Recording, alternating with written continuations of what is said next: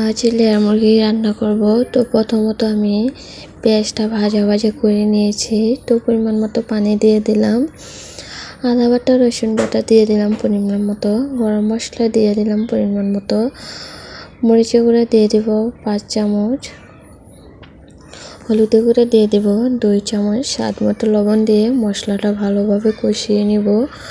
আসসালামু আলাইকুম, আপনারা সবাই কেমন আছেন? আমিও আল্লাহর রহমতে ভালো আছি। আমার ভিডিওটি কাছে কিংবা দূরে, দেশ কিংবা দেশের বাহিরে যারা দেখছেন তাদেরকে অসংখ্য ধন্যবাদ। তো মাংসটা ভালোভাবে কষানো হয়ে গিয়েছে, এখন আমি আলুটা দিয়ে দিলাম।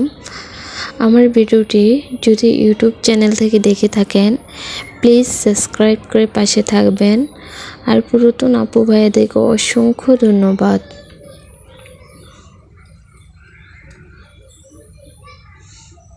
তো মাংসের আলুটা কিছুক্ষণ ঢাকনা দিয়ে ঢেকে কষিয়ে নিব। তো এই যে আমার কষানো হয়ে গিয়েছে, এখন পরিমাণ মতো ঝোল দিয়ে দিলাম যেন তরকারিটা হয়। আমার ভিডিওটি যদি ফেসবুক পেজ থেকে দেখে থাকেন ফলো দিয়ে পাশে থাকবেন।